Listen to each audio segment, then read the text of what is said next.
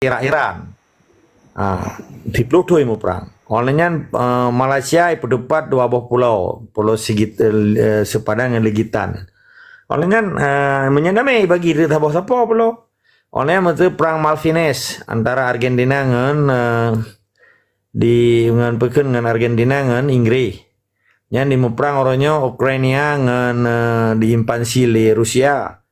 Padahal ada Hana kata deme ji. Hana ajian. Yang na di pedepan nanggro. Mana orangnya tatanya yang penyelenggara negara Aceh yang jabatan ji Perdana Menteri dan Menteri Luar Negeri dan spokesman. Juru bicara mana dan wali kerohana gedepu yang tekennya Perdana Menteri Aceh Perdana Menteri Aceh. Tatanya yang rino Pak Perdana Menteri Aceh hogme ka jabatannya. Yang kedua tuh surat perintah dari wali. Menyebutui wali setuju ya tanya. Nah ke perintah apa na? Karena setiap presiden Aceh Merdeka atau wali negara Aceh, pasti itu biar surat lagi long jawab Vanuatu contohnya. Nyokel long pegahro apa? Seperti ini hana gak sih dah pegahnya.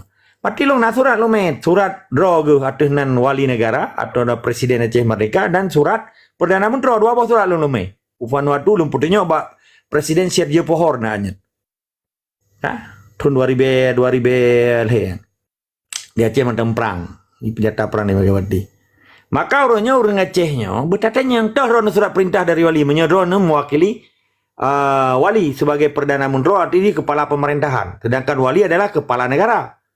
Karena menganut sistem kewalian wali negara. Di Malaysia Perdana Menteri kepala pemerintahan, Raja Haji sebagai kepala negara. Di Indonesia sistem presidensial, presiden memiliki dua jabatan. Presiden sebagai kepala negara dan presiden sebagai kepala pemerintahan. Ya. Maka hana ada inan di menyerah. Sebab orangnya dah kai olehnya menyebut perintah wali dah surat perintah. Menjaga setujui wali. Menyepi wali keterima katanya berarti wali pi demosioner artinya. Hanya terima karena yang kagak serah kagak menyerah. Maka di dalam sistem kerajaan Aceh ketika Raja Muhammad Shah ditawan oleh Belanda, gebedahlah Tunku Muhammad Saman dilawan. Beda dengan kerajaan Jepang. Nosuhiro yang waktu dibom Hiroshima Nagasaki tanggal 15 Agustus 1945 terjadi perang dunia kedua. Amerika dibom dengan bom atom yang di Hiroshima dan Nagasaki-nya di menyerah Raja Mamadun tentara Nippon yang di Asia Pasifik Timur Rayanya dipelung karena diperintah oleh Raja Haji. Getanya hana menganut sistem menyerah raja hana menyerah bangsa Aceh. Maka jilum pegah dasar hukum ketika limangro pengkhianatan negaranya di menyerah hawayan hana sah hijuk nanggro kego. Karena katanya kata perlawanan balik. Dan tak tentang katanya. Maka hanjit lagi Abu Dobreh gak pegah gak hijuk nanggro ke sipai ganyan ke menyerah.